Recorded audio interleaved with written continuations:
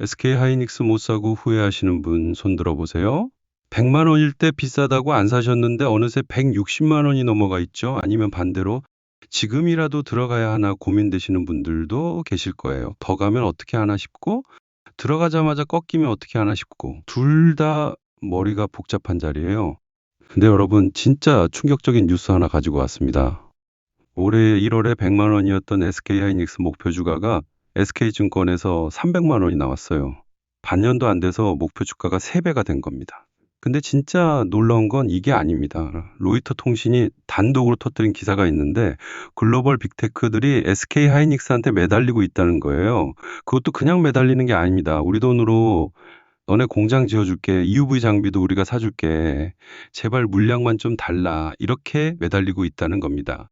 메모리 반도체 역사상 단 한 번도 없었던 일이에요. 그러면 지금 SK하이닉스 사야 되는 자리일까요? 아니면 너무 올랐으니 멀리서 봐야 하는 자리일까요? 오늘 이 영상 끝까지 보시면 그 답을 잡으실 수 있게 정리해 드리겠습니다. 영상 도움이 되실 것 같으면 좋아요 한번 눌러주시고요. 사또의 경제 이야기 구독과 알림 설정도 꼭 부탁드립니다. 자, 그러면 시작하겠습니다. 먼저 목표주가 이야기부터 짚고 넘어가겠습니다. 왜냐하면 이 숫자의 변화 자체가 시장이 SK하이닉스를 어떻게 바라보는지를 보여주거든요. 올해 1월에는 SK하이닉스 목표 주가가 100만 원대였어요. 이때만 해도 분위기가 안 좋았습니다. 이란 전쟁 리스크다, 경기 둔화 우려다, 이런저런 걱정에 눌려 있었거든요. 그런데 4월 초부터 분위기가 바뀝니다. 한국투자증권이 130만 원이었던 목표가를 갑자기 180만 원으로 올려버립니다. 이유는 간단해요. D램 영업이익률이 전 분기보다 좋아졌다. 실적이 좋아지니까 목표가를 올린 거예요. 여기까지는 평범한 이야기죠. 근데 4월 말로 가면서 컨센서스가 200만 원으로 모이고 5월 들어서면서 갑자기 270만 원, 며칠 전에는 300만 원까지 나옵니다. 반년도 안 돼서 100만 원이 300만 원이 된 거예요. 여기서 재밌는 포인트가 있어요. 잘 들어보세요. 4월까지는 증권사들이 목표가를 올린 이유가 실적이 좋으니까였습니다. 근데 5월부터는 논리가 완전히 바뀌어요. 실적은 비슷한데 이 산업 자체를 다시 봐야 한다.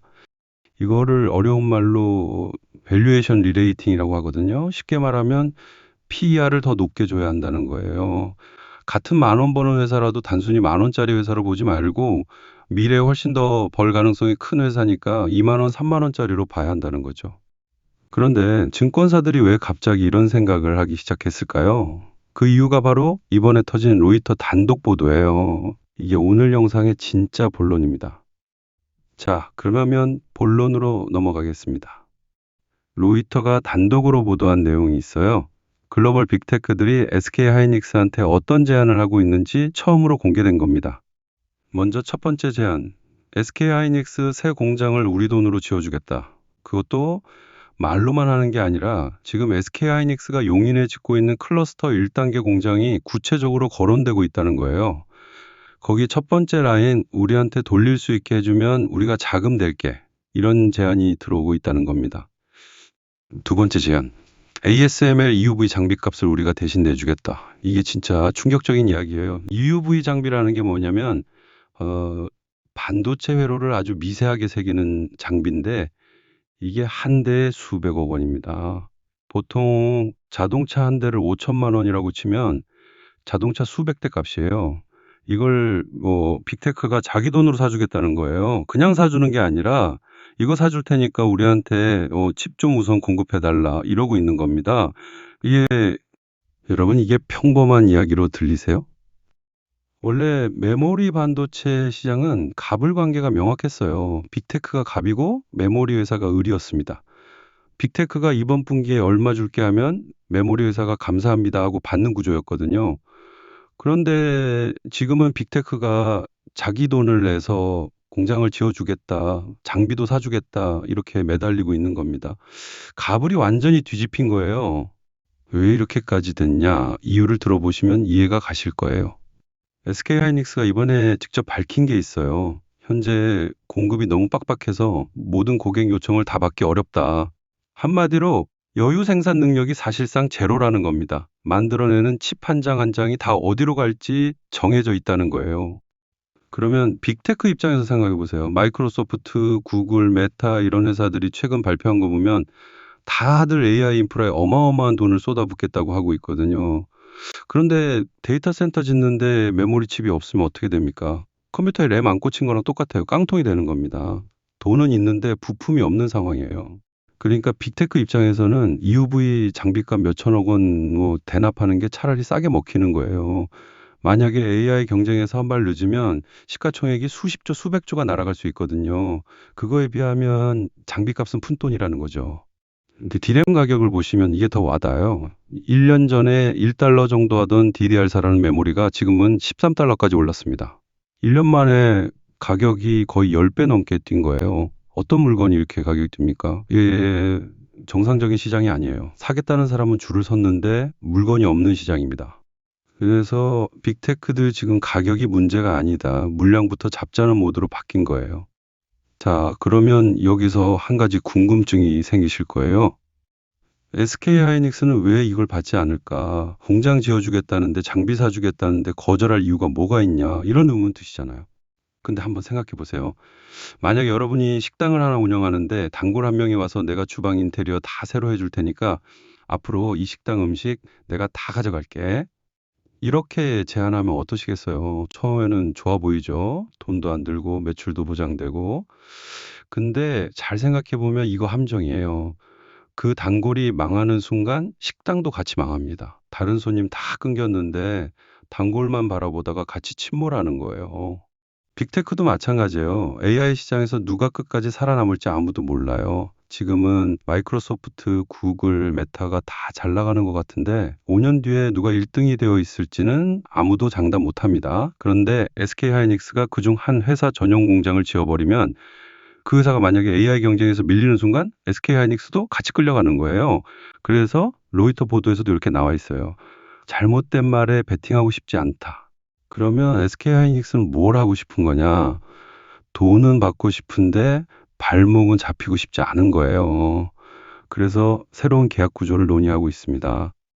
첫 번째가 가격 밴드 메커니즘이라는 거예요. 어렵게 들리시죠? 쉽게 말하면 가격의 천장하고 바닥을 정해놓는 거예요. 예를 들어 한 개에 10달러 밑으로는 안 떨어지고 15달러 위로는 안 올라간다. 이렇게 미리 정해놓는 거죠.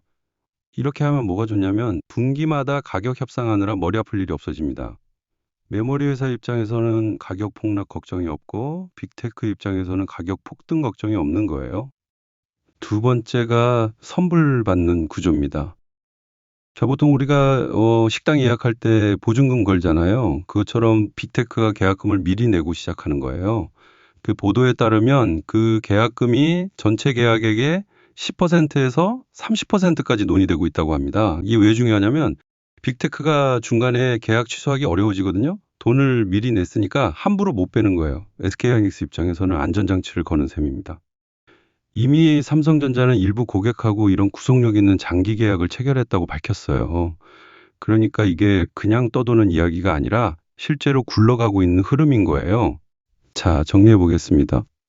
SK하이닉스가 빅테크 제안을 거절하는 거는 돈이 없어서가 아니에요. 돈은 차고 넘칩니다. SK하이닉스가 지금 시가총액 기준으로 아시아에서 TSMC, 삼성전자 다음 세 번째예요. 거절하는 건 협상력을 지키기 위해서입니다. 자기한테 유리한 조건이 나올 때까지 버티는 거예요.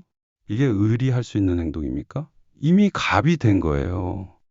자, 그런데 여러분, 이 상황에 변수가 하나 더 있습니다. 빅테크만 SK하이닉스에 달려드는 게 아니에요. 외국 개미들도 처음으로 한국 주식을 직접 사기 시작했거든요. 이게 무슨 말인지 들어보시면 진짜 흥미로우실 겁니다. 여러분 혹시 그런 이야기 들어보셨어요? 미국에 사는 한국계 친척이 한국 주식 사고 싶은데 못 산다고 하는 이야기. 옛날에는 정말 그랬어요. 외국인이 한국 주식을 사려면 외국인 투자 등록이라는 걸 해야 했습니다. 절차가 너무 복잡해서 사실상 큰 기관 투자자만 들어올 수 있었거든요. 미국 개인이 SK 하이닉스 한 주 사겠다고 한국 증권사에 계좌 트는 건 거의 불가능했어요. 근데 올해 외국인 통합계좌라는 제도가 본격적으로 가동되면서 이 장벽이 무너집니다. 그리고 결정적인 사건이 4월 28일에 일어났어요. 미국 최대 온라인 증권사인 인터랙티브 브로커스, 줄여서 IBKR이라고 부르는데 이 회사가 삼성증권하고 손잡고 한국 개별 주식 직거래 서비스를 시작했습니다. 미국 사람이 자기 IBKR 계좌에서 SK하이닉스를 한 주, 두 주 바로 살 수 있게 된 거예요. 이게 별거 아닌 것 같죠? 근데 숫자로 보시면 다릅니다. 5월 첫째 주에 외국인이 한국 시장에서 이틀 만에 6조 원어치를 순매수했어요. 하루에 3조 원이 넘게 들어온 날도 있었습니다. 올해 최대 기록이에요. 그리고 이거랑 별도로 미국에서 한국 반도체에 집중 투자하는 ETF가 하나 출시됐는데 한 달 만에 3조 원 가까이 빨려 들어갔어요. 이게 뭐냐면 미국 개미들이 한국 반도체에 베팅하기 시작했다는 신호인 겁니다. DS투자증권 리서치센터장이 이렇게 말했어요. 외국인 입장에서 보면 SK하이닉스랑 삼성전자는 올해 실적 기준으로 전 세계에서 가장 싼 주식 중에 하나다. 외국인 눈에 한국 반도체가 어떻게 보이느냐, 이렇게 좋은 회사가 이렇게 싸다고, 그리고 이제 직접 살 수 있다고 이렇게 보이는 거예요. 여기서 중요한 포인트가 있습니다. 지금까지 외국인이 한국 반도체를 사려면 EWI 같은 한국 ETF를 사는 게 거의 유일한 방법이었어요. ETF라는 게 뭐죠? 한국 종목 여러 개를 묶어서 한 번에 사는 상품이에요. 만약에 외국인이 SK하이닉스만 좋다고 생각해도 ETF를 사면 별로 좋아하지 않는 다른 회사들까지 같이 사야 했던 거예요. 비빔밥 시키면 콩나물 좋아하는 사람도 안 좋아하는 사람도 똑같이 콩나물 받는 거랑 비슷하죠. 그런데 이제는 메뉴판에서 SK하이닉스만 콕 집어서 시킬 수 있게 된 거예요. 그러면 돈이 어디로 가겠습니까? 가장 싸고 가장 확실해 보이는 곳 SK하이닉스랑 삼성전자로 집중되는 거예요. 그리고 이게 단발성 이벤트가 아닙니다. IBKR이 시작하니까 키움도, 미래에셋도, 신한도, KB도 다 외국 증권사하고 협력해서 비슷한 서비스를 준비하고 있어요. 외국인 자금이 한국 반도체로 들어오는 파이프라인이 구조적으로 깔리고 있는 겁니다. 지금부터는 외국 개미들이 한국 주식 직접 사는 게 일상이 되는 시대로 가는 거예요. 자, 여기까지가 SK하이닉스한테 좋은 이야기예요. 그런데 진짜 변수는 이제부터입니다. 여러분, 5월 21일에 무슨 일이 있는지 아세요? 삼성전자 총파업입니다. 삼성전자 노조가 4월 23일에 창사 이래 최대 규모의 집회를 열었어요. 4만 명 정도 모였다고 합니다. 요구는 성과급 상한선을 없애달라는 거예요. 그러면서 5월 21일부터 6월 7일까지 18일 동안 총파업을 예고했습니다. 자, 여기서 중요한 거, 삼성전자가 파업하면 SK하이닉스에 어떤 영향이 가느냐? 솔직하게 말씀드릴게요. 삼성 입장에서는 안 좋은 일이지만 SK하이닉스 입장에서는 솔직히 호재가 될 수 있어요. 이유 세 가지를 말씀드리겠습니다. 첫 번째, 메모리 공급이 더 쪼입니다. 지금도 여유 생산 능력이 제로라고 했잖아요. 그런데 글로벌 메모리 시장에서 점유율 40% 가까이 되는 삼성 라인이 흔들리면 어떻게 됩니까? 메모리 가격이 더 올라갈 압력이 생깁니다. 그러면 가격 결정력을 쥐고 있는 SK하이닉스가 가장 큰 수혜를 보는 거예요. 두 번째, 빅테크의 물량 확보 공포가 더 심해집니다. 지금도 EUV 장비값 대납하겠다고 매달리는 마당에 삼성 라인이 멈춘다? 그럼 어떻게 됩니까? 이러다 진짜 침 못 받겠다는 공포가 더 커지는 거예요. 로이터가 보도한 그 전례 없는 제안들이 더 절박해지는 겁니다. 세 번째, 일부 빅테크 고객이 공급 안정성을 의심하기 시작합니다. 만약에 내가 어떤 메모리 회사하고 5년 장기 계약을 맺으려고 하는데 그 회사가 1년에 한 번씩 파업 위협이 있다? 그러면 다른 회사로 갈아타고 싶지 않겠어요? 삼성 리스크가 SK하이닉스 프리미엄으로 전환되는 구조가 만들어질 수 있는 거예요. 물론입니다. 삼성전자 측은 핵심 인력은 따로 확보해서 당장 생산 차질은 제한적일 거라고 입장을 밝혔어요. 그리고 비반도체 부문 노조원 일부가 이탈하면서 파업 동력이 흔들리는 모습도 있고요. 그러니까 실제로 파업이 강하게 갈지 흐지부지 될지는 아직 모릅니다. 근데 여러분, 시장은 가능성만으로도 움직여요. 실제로 라인이 멈추지 않더라도 멈출 수도 있다는 가능성만으로 자금이 SK하이닉스 쪽으로 쏠릴 수 있는 겁니다. 자, 이제 정리해 보겠습니다. 지금까지 들으신 이야기를 다 모아보면 이렇게 됩니다. 빅테크가 공장 지어주겠다고 매달린다. 외국 개미들이 처음으로 한국 주식 직접 사기 시작했다. 삼성전자 파업 변수까지 겹친다. 그래서 증권사가 목표주가 300만 원을 외쳤다. 오프닝에서 제가 여쭤봤죠. 지금 SK하이닉스 사야 되는 자리인가? 멀리서 봐야 하는 자리인가? 제 생각을 솔직하게 말씀드리겠습니다. 메모리 반도체 산업의 구조 자체가 바뀌고 있다는 건 분명한 사실이에요. 빅테크가 자기 돈으로 공장을 지어주겠다고 매달리는 건 메모리 역사상 처음 있는 일입니다. 이건 부정할 수 없어요.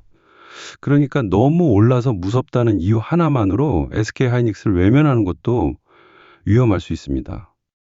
근데 동시에 300만 원이라는 숫자에 올인하는 것도 위험해요. 증권사 목표 주가는 갈 수 있다는 이야기지 반드시 간다는 이야기가 절대 아닙니다. 이 차이를 꼭 기억하셔야 해요. 그리고 외국인 자금이라는 게 들어올 때는 조 단위로 들어오는데 빠질 때는 그거보다 훨씬 빨리 빠집니다. 분위기가 좋을 때일수록 한꺼번에 다 사는 게 아니라 분할로 나눠서 접근하시는 게 맞아요. 모든 화살표가 한 방향을 가리킬 때 한 발짝 물러서서 보는 게 진짜 투자자의 습관입니다. 분위기에 휩쓸리지 마시고 본인만의 기준으로 판단하세요. 오늘 정리해드린 내용은 어디까지나 참고용입니다. 최종 판단은 반드시 본인이 하셔야 합니다. 오늘 이야기 도움이 되셨다면 좋아요 한번 눌러주시고요. 사또의 경제 이야기 구독과 알림 설정 꼭 해두시고요. 우리 같이 현명한 투자자 됩시다.